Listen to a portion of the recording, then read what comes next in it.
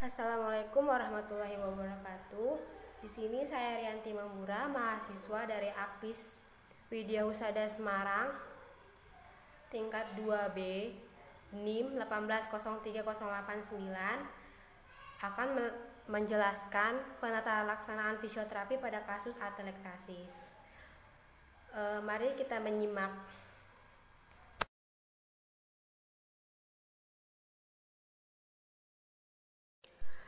Definisi atelektasis. Kolapsnya paru atau alveolus disebut atelektasis. Alveolus yang kolaps tidak mengandung udara sehingga tidak dapat ikut serta dalam pertukaran gas, mengakibatkan penurunan luas permukaan yang tersedia untuk proses kecepatan pernapasan berkurang. Atelektasis didefinisikan sebagai ketidaksempurnaan ekspansi paru-paru atau dengan kata lain, kolaps parenkim paru. Jadi, atelektasis adalah istilah yang berarti pengembangan paru yang tidak sempurna dan menyiratkan arti bahwa alveolus pada bagian paru yang terangsang tidak mengandung udara dan kolaps, dengan kata lain berkurangnya volume paru akibat tidak memadainya ekspansi rongga udara.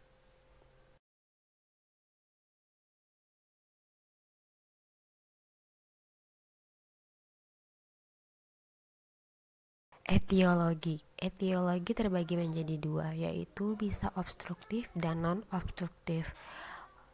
Obstruktif yaitu penyumbatan sebuah bronkus, yang penyumbatannya juga bisa terjadi akibat saluran pernafasan yang lebih kecil. Sedangkan non-obstruktif pneumotoraks, tumor, pembesaran kelenjar getah bening, pembiusan, anestesia atau pembedahan, tirah baring jangka panjang tanpa perubahan posisi pernafasan dangkal, dan penyakit paru. Patofisiologi obstruksi bronkial karena adanya benda asing atau sumbatan eksudan kental yang mengganggu saluran pernapasan dan menghambat udara masuk ke zona alveolus dapat menyebabkan atelektasis. Udara yang berada dalam alveolus menjadi sulit untuk keluar dari alveolus dan akan terabsorpsi sedikit demi sedikit ke aliran darah yang menyebabkan alveolus kolaps. Atelektasis juga dapat terjadi akibat tekanan pada jaringan paru yang menghambat ekspansi normal paru pada saat inspirasi. Mekanisme ini disebut dengan atelektasi tekanan.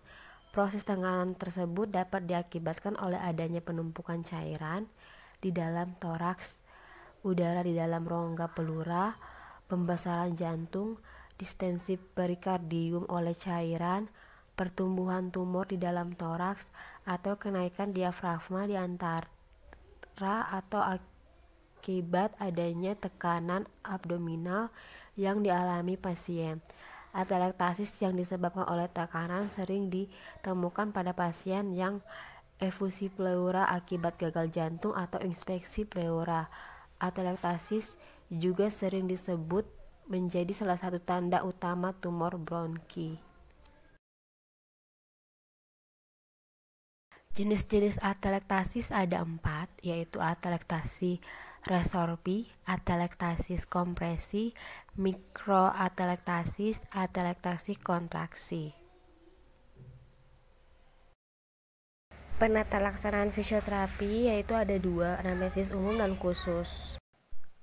Anamnesis umum.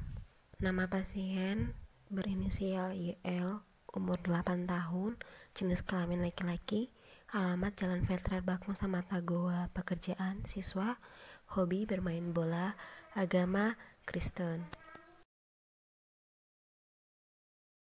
Anamnesis khusus. Keluhan utama pasien yaitu pasien merasakan sesak nafas ringan dengan frekuensi timbul nyeri dada.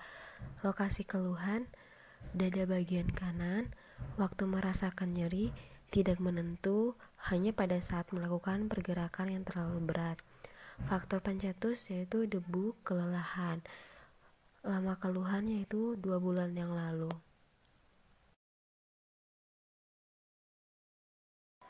Riwayat perjalanan penyakit pasien yaitu 2 bulan yang lalu tiba-tiba pasien merasakan sesak nafas ringan dengan frekuensi timbul nyeri dada yang masih minimum. Paling sering terasa saat melakukan aktivitas yang berlebihan. Namun pasien mengira hanya sesak nafas biasa sehingga mengabaikannya. Untuk pemeriksaan tensi darah, letakkan sphygmometernya di antara 2 atau 3 jari di atas siku pasien, kemudian letakkan stetoskop pada siku pasien.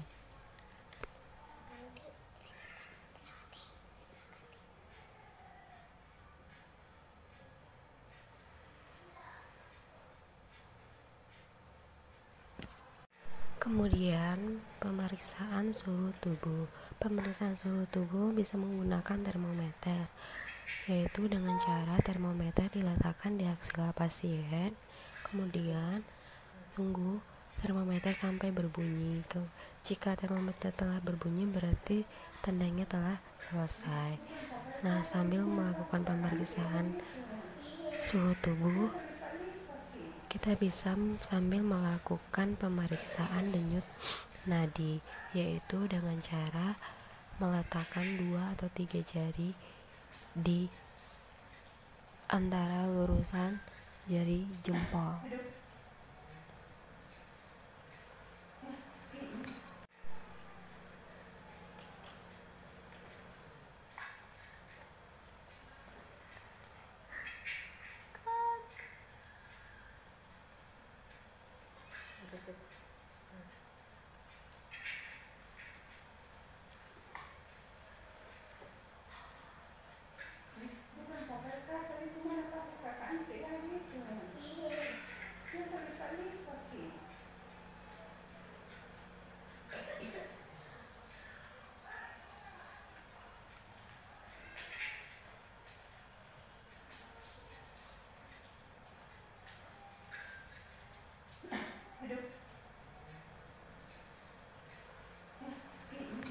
Diafragma breathing.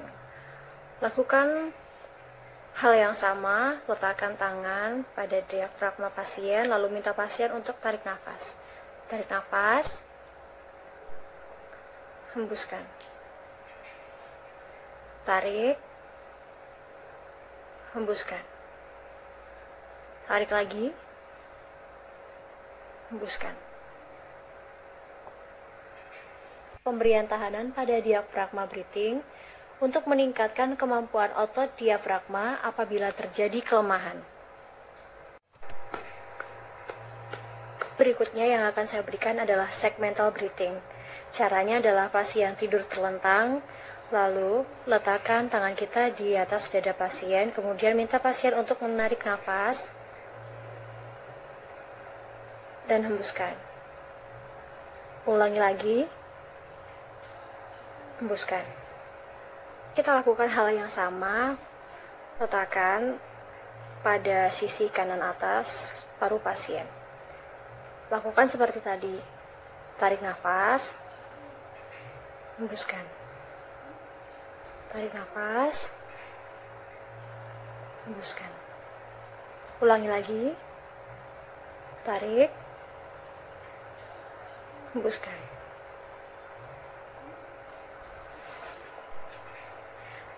Nah, exercise ini digunakan untuk memperbaiki gangguan hipoventilasi yang terjadi pada sebagian area paru.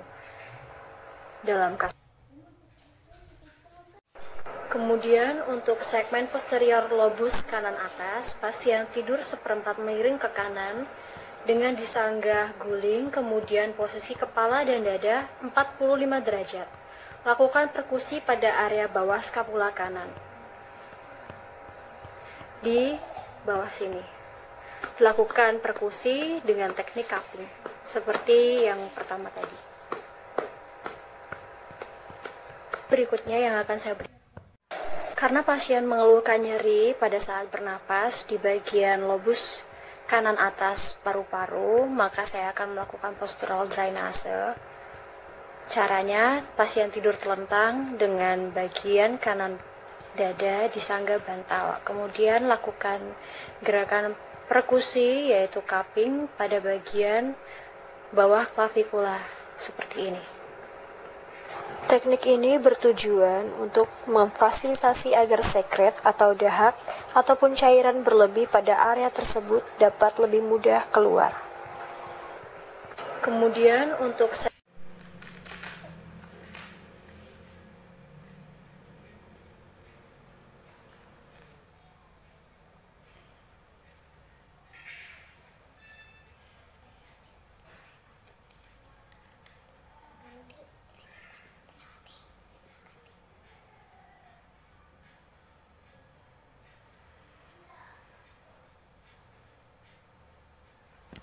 efektif pada posisi duduk. Pertama, posisi pasien duduk dengan tegak. Lalu taruh tangan kita, tangan terapis, di atas abdomen, di bawah prosesus sifoideus. Kemudian minta pasien untuk inspirasi atau menghirup nafas. Ayo Kak, hirup nafas dalam-dalam. Kemudian waktu ekspirasi dibatukan. Yuk, 1. Nah, seperti itu. Kita ulangi lagi. 1, 2, 3. Batuk. Tarik lagi. Batuk. Pemeriksaan berikutnya adalah ekspansi sengkak torak. Nah, pemeriksaan ini dilakukan dengan alat midline atau pengukur seperti ini dan dilakukan di 3 patokan atau 3 titik, yaitu yang pertama aksila atau ketiak, yang kedua adalah kosta 4-5, dan yang ketiga adalah di bagian prosesus sifoideus sebagai patokannya. Nah, untuk pemeriksaan selanjutnya di sini saya akan menggunakan VAS, yaitu bertujuan untuk mengetahui seberapa nyerinya pasien. Pemeriksaan berikutnya adalah perkusi.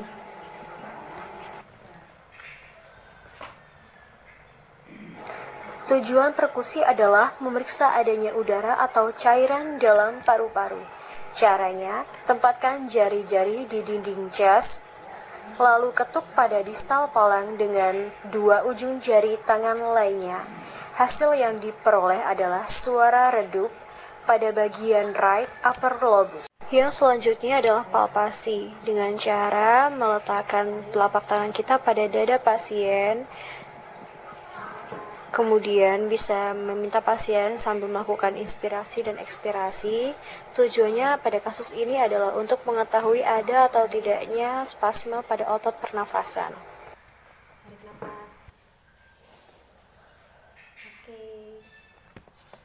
Dan yang terakhir adalah auskultasi. Tujuannya adalah mendengarkan suara pada dinding toraks dengan menggunakan stetoskop.